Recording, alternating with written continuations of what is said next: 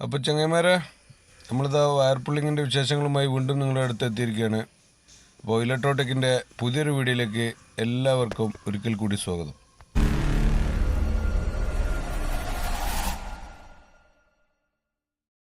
അപ്പോൾ DB metal ബോക്സുകളൊക്കെ ഇനിയിപ്പോൾ open ചെയ്ത് നമുക്ക് സെറ്റാക്കാണ്ട് ഇത് ക്ലീൻ ചെയ്യാനൊന്നും ഉണ്ടാവില്ല കേട്ടോ. നമ്മൾ പ്രതീക്ഷയിൽ അത് അങ്ങനെയാണ്.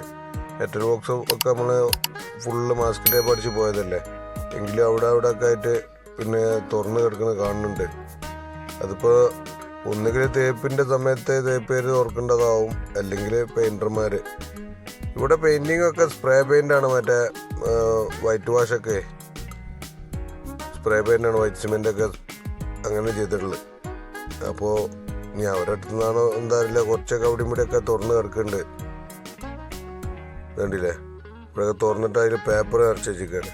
നമ്മൾ മാസ്ക് ടേപ്പ് ഇട്ട് പോയത് തന്നെ അതിൻ്റെ അടിയിൽ ഉള്ളിൽ വരെ സ്പ്രേ പെയിൻ്റ് ആയിട്ടുണ്ട്. അപ്പോൾ ഇതിന് മുന്നത്തെ ആൾക്കാർ, അതായത് തേപ്പേരിട്ട് തുറന്നതാണോന്ന് അറിയില്ല കേട്ടോ. എന്തായാലും നമ്മൾ ബോക്സൊക്കെ നമ്മൾ വിചാരിച്ച പോലത്തിൽ കിട്ടിയിട്ടില്ല, ചിലതൊന്നും. ചിലത് പിന്നെ ഓക്കെയാണ്. ഇങ്ങനെ ചെയ്യുമ്പോഴുള്ള ഗുണപ്പതാണ്, നമ്മൾ വർക്ക് ക്ലിയർ ചെയ്ത് പോവും, മറ്റാൾക്കാർ വന്നിട്ട് അത് റെഡിയാക്കി പോവും. അതായത് അവരെ കൊണ്ട് കഴിയുന്ന രീതിയിൽ അത് എന്താ അതിൻ്റെ ഉള്ളിൽ എന്നുള്ളത് നോക്കാനാവും. എന്തോ അവർക്കത് ആവശ്യമില്ലെങ്കിലും കൂടിയിട്ട് ഒന്ന് കുത്തിപ്പൊട്ടിച്ച് നോക്കിയാലേ അത് സമാധാനം കിട്ടുള്ളൂ. അപ്പോൾ നമ്മളത് DB ഒന്ന് ഓപ്പൺ ചെയ്ത് നോക്കാം, അതിൻ്റെ അകത്ത് എന്താ സ്ഥിതി നോക്കല്ലോ. അപ്പോൾ DB ഓപ്പൺ ചെയ്ത് ഇനി നമ്മളെ എർത്ത് ബാറൊക്കെ ന്യൂട്രൽ ബാർ, അതായത് MCB റെയിലൊക്കെ നമ്മൾ ഊരി വെച്ചാട്ടോ, മൊത്തം സെറ്റാണ് ഊരി വെച്ചാണ്. പിന്നെ നമ്മൾ അഡാപ്റ്ററൊക്കെ ഇട്ട് പ്രത്യേക ഷീറ്റൊക്കെ വെച്ചിട്ടാണ് അഡാപ്റ്റർ ഇട്ട്, കമ്പനി ഷീറ്റുമില്ലല്ല. അപ്പോൾ അഡാപ്റ്റർ കാര്യങ്ങളൊക്കെ നല്ല വൃത്തിയിൽ തന്നെ നിൽക്കുന്നുണ്ട്. എർത്ത് ബാർ ഇൻസുലേഷൻ ചെയ്ത് വെച്ചാലുള്ള ഗുണം ഞാൻ കാണിച്ചു തരാം. അതായത് മാസ്കിൻ്റെ പറ്റി ചുറ്റുമ്പോഴേ ഈർപ്പം കുടുങ്ങിയിട്ട് തുരുമ്പ് വരലുണ്ട്. ഇത് ഇൻസുലേഷൻ ചുറ്റുമ്പോൾ നല്ല വൃത്തി തന്നെ കിട്ടുന്നുണ്ട്, പുതിയ പിന്നെ കണക്ടറുമായി തന്നെ നിൽക്കുന്നുണ്ട്. പിന്നെ ഈ ന്യൂട്രൽ വയർ നമുക്ക് അയക്കാൻ കഴിയില്ല കേട്ടോ, ഉള്ളിൽ നിന്ന് സ്ക്രൂ ആയതുകൊണ്ടാണ് നമുക്ക് അങ്ങനെ അയച്ചു തരാം, അല്ലെങ്കിൽ അത് അയച്ചു വെക്കുകയാണ്. ഒക്കെ നല്ല ഫ്രഷ് ആയിട്ട് തന്നെ കിട്ടും നമുക്ക് ഇങ്ങനെ കൊടുക്കുമ്പോഴേ. എന്നാൽ അയച്ചു വെച്ചാൽ അത്രയും നല്ലത്. വയ്ക്കാൻ പറ്റുന്ന പാർട്സുകളൊക്കെ നമുക്ക് അയച്ചു വെക്കാം, അങ്ങനെ ഞങ്ങളങ്ങനെയാണ് ചെയ്യൽ. അപ്പോൾ അതാ ഫുള്ള് സ്വിച്ച് ബോർഡൊക്കെ ക്ലീൻ ആക്കിയിട്ടുണ്ട്. അതിന് കുറച്ച് ഭാഗം ക്ലീൻ ആക്കാനുള്ളത്. എന്താ വെച്ചാൽ ഇതൊക്കെ ഓപ്പൺ ചെയ്ത് വെച്ചാണ്, നമ്മൾ ഓപ്പൺ ചെയ്ത് വെച്ചല്ല, ഇതൊക്കെ പെയിൻറ്റിങ്ങിൻ്റെ മുന്നോടിയായിട്ട് ആരോ തുറന്ന് വെച്ചാണ്, കൗതുകം കൊണ്ട് എന്തായാലും എത്തുന്നുള്ളത് കാണാനേ. അപ്പോൾ അതുകൊണ്ട് നമുക്ക് 8ൻ്റെ പണിയാവുന്നുള്ളൂ. അപ്പോൾ നമ്മൾ AC-ക്കൊക്കെ സെപ്പറേറ്റ് തന്നെ ബോക്സ് വെക്കുക കേട്ടോ. DP സ്വിച്ചിന് രണ്ട് ബോക്സ് തന്നെ വെക്കുക. മറ്റേ ബെഡ് സ്വിച്ചിലേക്ക് 2-way മറ്റു കൺട്രോളുകളൊക്കെ വരാനുള്ളത്, പിന്നെ ഒരു ബോർഡും മറ്റേ DPക്ക് സെപ്പറേറ്റ് ഒരു ബോർഡാണ് നമ്മൾ വെക്കലുണ്ട് കേട്ടോ. അപ്പോൾ ഈ ബോക്സ് തുറന്നിട്ട് വേണം, ബോക്സ് പിന്നെ ഇതുപോലെ നമ്മൾ ടാപ്പ് അടിച്ച് വെക്കും ബോക്സിൻ്റെ ഫ്രണ്ടിൽ, സ്ക്രൂവിൻ്റെ മുകളിൽ. അപ്പോൾ നമുക്ക് ആ ടാപ്പിൻ്റെ അയച്ചു കഴിഞ്ഞാൽ പിന്നെ അതിനകത്ത് സിമെൻ്റൊന്നും കയറാതെ നല്ല ഫ്രഷ് ആയിട്ട് എടുക്കുമ്പോൾ പെട്ടെന്ന് ഊരിയെടുക്കാൻ പറ്റും. ഇതൊക്കെ സീലിങ്ങിൽ നമ്മൾ ആദ്യം ഇട്ടച്ച വയറുകളാണ് കേട്ടോ. സീലിങ്ങിൽ ഞങ്ങൾ വയറിങ്ങിൻ്റെ സമയത്ത് തന്നെ സീലിംഗ് പോയിന്റുകളിലൊക്കെ ഇട്ട് വെക്കും. അതായത് ലൈറ്റുകളോ ഫാനോ ഒക്കെ ഉണ്ടെങ്കിൽ അതിലാദ്യം തന്നെ ഇട്ട് വെക്കും. എന്നാൽ പിന്നെ എന്താ പറയുക, പിന്നീട് അതിൻ്റെ ജംഗ്ഷനൊക്കെ പൊളിച്ച് ചെയ്യേണ്ട ആവശ്യമില്ല. അതായത് പിന്നെ ഹുക്കുമൊക്കെ ഫാനിൻ്റെ ഒക്കെ ഹുക്കുമ്മിലൊക്കെ അടുപ്പിച്ച് വെക്കും സ്ലീവ് ഇട്ടിട്ട്. പിന്നെ ജംഗ്ഷനൊക്കെ പുറത്താണെങ്കിലേ ഹുക്കിൻ്റെ അടുത്തൊക്കെ അടുപ്പിച്ച് വെക്കും. ഇപ്പം നമ്മൾ എടുത്ത വയർ ഇതാണ്, കൂളിംഗ് ക്യാബിൻ്റെ ഗ്രീനാട്ടോ. സ്ഥിരമായിട്ട് അപ്പോൾ നമ്മൾ കൂളിംഗ് ക്യാബ് ഗ്രീൻ തന്നെയാണ് ഉപയോഗിക്കേണ്ടത്, എല്ലാ വയറും കൂളിംഗ് ക്യാബ് ഗ്രീന്. അതേപോലത്തെ സ്വിച്ചുകളൊക്കെ ലെഗ്രാൻഡിൻ്റെ ലിങ്കസ് എടുത്തിട്ടു വയറുകളൊക്കെ അതാണ്. അപ്പം പൊട്ടിച്ച് നോക്കാം. നമുക്ക് പിന്നെ കേരളത്തിലേക്ക് കേരള എഡിഷന് ഇറങ്ങിയിട്ടുണ്ട് കേട്ടോ. കുറച്ചായി, ഇപ്പോഴൊന്നും എല്ലാം ഇറങ്ങിയത് കുറച്ച് കാലമായി ഇറങ്ങിയിട്ട്. അപ്പോൾ അറിയാത്ത ആൾക്കാർക്ക് പറഞ്ഞാണ്, കേരള എഡിഷൻ ഉണ്ട്, ശ്രദ്ധിച്ച് വാങ്ങുക. ഏതെങ്കിലും സാധനങ്ങൾ വാങ്ങിക്കൊണ്ടിട്ടുണ്ട്. കോയമ്പത്തൂരിൽ നിന്നൊക്കെ കൊണ്ടുപോകുമ്പോൾ പ്രത്യേകം ശ്രദ്ധിക്കണം. ഞങ്ങൾ പെട്ടതാണ്. ഞങ്ങളല്ല പാർട്ടി കൊണ്ടുവന്നിട്ട് അവർ തന്നെ കുറഞ്ഞ റേറ്റിന് കിട്ടി ഞങ്ങൾക്ക് ഇവിടുത്തെ വേണ്ടി പകുതി പൈസ ഉള്ളതുണ്ട്.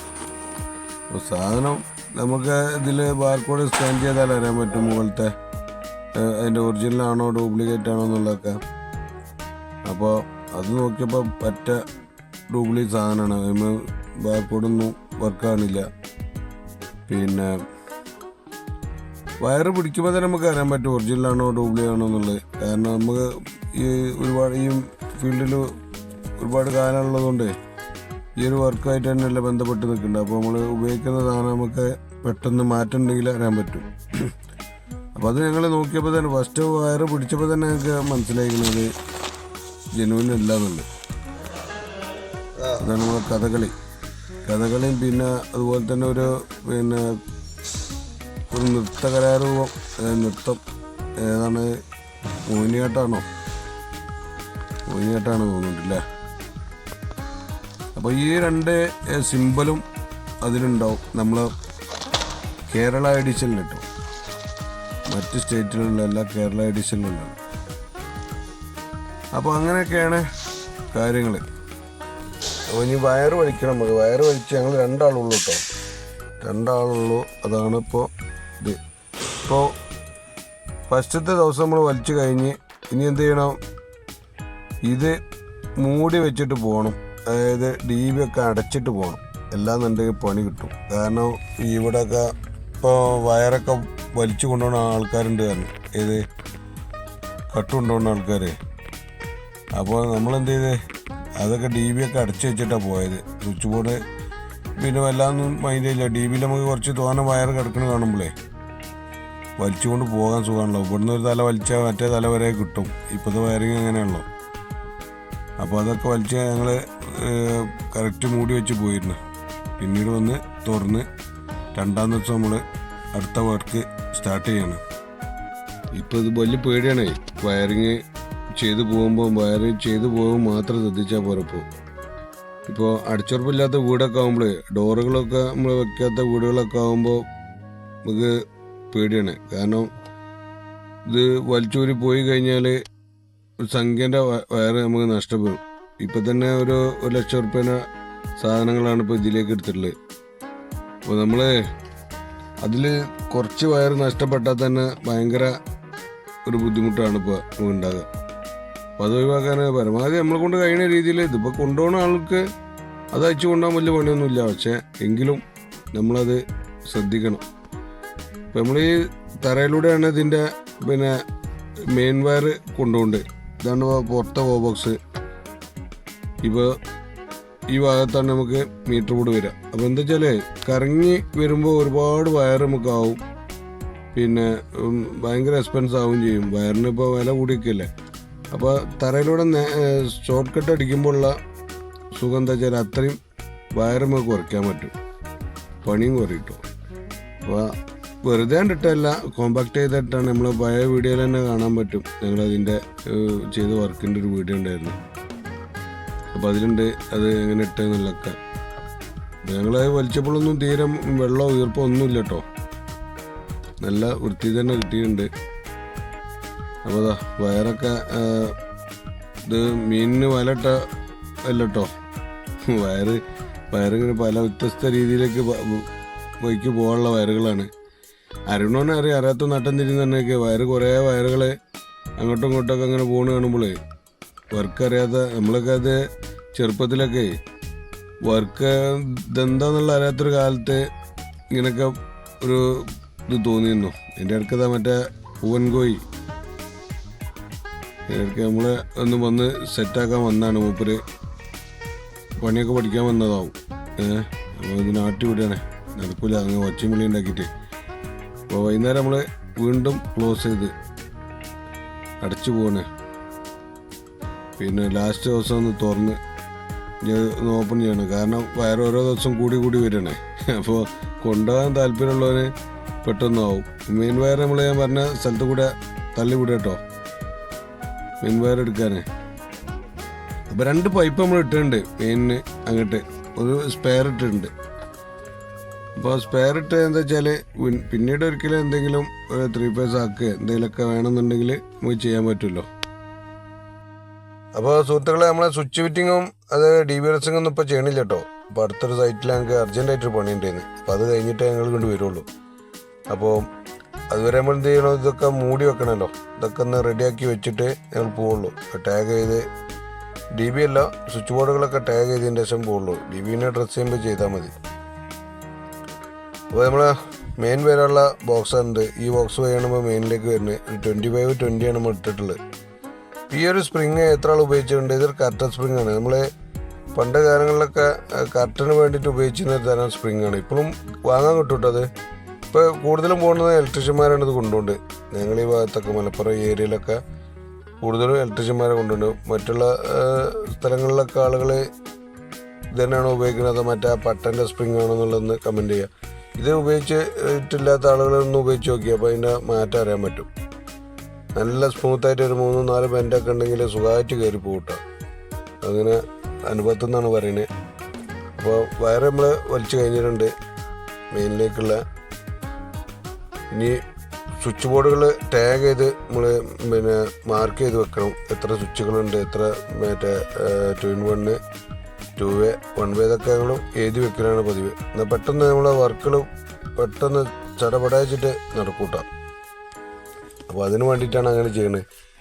ഒരാൾ ഏതൊക്കെ ഇങ്ങനെ തലമുഞ്ഞ് ആലോചിക്കേണ്ട. കുറേ കഴിഞ്ഞ് വരുമ്പോഴൊക്കെ സ്വിച്ച് ബോർഡിൽ ഇത്ര സ്വിച്ച് വേണം അങ്ങനെ എണ്ണി നോക്കേണ്ട ആവശ്യമില്ല. അപ്പോൾ നമ്മൾ ആ ചെയ്യുമ്പോൾ ടാഗ് ചെയ്യുമ്പോൾ തന്നെ അത് ചെയ്തിട്ടാൽ പെട്ടെന്ന് പരിപാടി കഴിഞ്ഞ് പോവാം.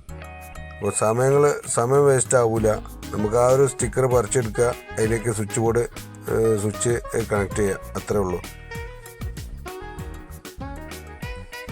അപ്പോൾ നമ്മുടെ പഴയ ബോക്സുകളാണിത്, നമ്മൾ കാലി ബോക്സുകൾ. അതുപോലെ പാർട്ടി പുതിയ ബോക്സ് കൊണ്ടുവന്ന പോലെ കണ്ടിട്ടുണ്ടാവുള്ളൂ. പഴയ ബോക്സുകളൊന്നും ഒരു കണ്ടോട്ടെ, അതിന് വേണ്ടി വെച്ചാണ്. നമ്മൾ ഇത്ര ഉപയോഗിച്ചതൊക്കെ എല്ലാ ബോക്സും കാലിയാണ്. ഇതൊക്കെ നമ്മളിവിടെ ഉപയോഗിച്ച വയറുകളാണ്. ഇതൊക്കെ പോളിഗേവ് തന്നെ കേട്ടോ. അപ്പോൾ DBയിലൊക്കെ നമ്മളെ മടക്കി വെച്ചിട്ടുണ്ട്. ഇനി അതൊക്കെ DBൻ്റെ ടോപ്പ് നമ്മൾ ഇട്ട് വെച്ചാൽ അതിൻ്റെ പരിപാടി കഴിഞ്ഞ്. പിന്നെ അതുപോലെ തന്നെ സ്വിച്ച് ബോർഡിൽ ഇനി നമ്മൾ മാർക്കിങ് എങ്ങനെ ചെയ്തെന്നുള്ളത് കാണിച്ചു തരാം. അപ്പോൾ ഇതാണ് നമ്മൾ സ്വിച്ച് ബോർഡിൽ ചെയ്ത മാർക്കിങ്. ഇങ്ങനെയാണ് നമ്മൾ ചെയ്തത്. 2-way 2, 1-way 3, 2-in-1 1, dummy 1. അങ്ങനെ ചെയ്യുമ്പോൾ എന്താ വെച്ചാൽ നമുക്ക് ആ സ്വിച്ച് ബോർഡിൽ എത്ര MD എന്നുള്ള ഇതുണ്ട്. ആ എത്ര MD പ്ലേറ്റ് എടുക്കുക, ഇത്ര സ്വിച്ചുകൾ അതിൽ കയറ്റുക. അങ്ങനെ ആകുമ്പോൾ പെട്ടെന്ന് പരിപാടി ചെയ്യും. എന്നിട്ട് അതാത് സ്വിച്ച് ബോർഡിൻ്റെ അടുത്ത് കൊണ്ടുവച്ചെടുത്താൽ ഓരോരോ ആളുകൾ അത് ഫിറ്റ് ചെയ്ത് പോയിക്കോളൂ കേട്ടോ. അപ്പോൾ എല്ലാ ബോക്സിലും അങ്ങനെ തന്നെ ചെയ്തിട്ടുണ്ട്. ചെറിയ 2-in-1 പിന്നെ സ്വിച്ചും പ്ലഗും വെക്കണില്ലൊന്നും ചെയ്തിട്ടില്ല. അതിൻ്റെ ആവശ്യമില്ല. അത് പിന്നെ ആർക്കും കണ്ടാൽ അറിയാൻ പറ്റും. ന്യൂട്രൽ ഒന്ന് മാത്രമേ ഉള്ളിടത്ത് സ്വിച്ചും പ്ലഗ് വേണമെന്നുള്ള മനസ്സിലാവും. അപ്പോൾ സുഹൃത്തുക്കളെ, നമ്മളെ വർക്ക് എങ്ങനെയൊക്കെയാണ്, നമ്മളെ വർക്ക് ചെയ്യുന്ന രീതിയും കാര്യങ്ങളൊക്കെ എങ്ങനെയാണ്, അപ്പോൾ നിങ്ങളെങ്ങനെയൊക്കെ ചെയ്യുന്നുള്ളതെന്ന് കമൻറ്റ് ചെയ്യുക. വർക്കും വീഡിയോ ഒന്ന് ഇഷ്ടമായാൽ ലൈക്ക് ചെയ്യുക, ഷെയർ ചെയ്യുക, സബ്സ്ക്രൈബ് ചെയ്യുക. നമ്മളെ പുതിയ കൂട്ടുകാരൊക്കെ ഉണ്ടെങ്കിൽ തീർച്ചയായിട്ടും ഒന്ന് സബ്സ്ക്രൈബ് ചെയ്താൽ ആ ബെല്ലൈക്കണമെന്ന് അമർത്തുക. പിന്നെ നിങ്ങളുടെ വിലയേറിയ അഭിപ്രായങ്ങൾ തീർച്ചയായിട്ടും കമൻ്റായിട്ട് അറിയിക്കാൻ മറക്കരുത്. അടുത്ത വീഡിയോ നമുക്ക് വീണ്ടും കാണാം. അതുവരെ ബൈ.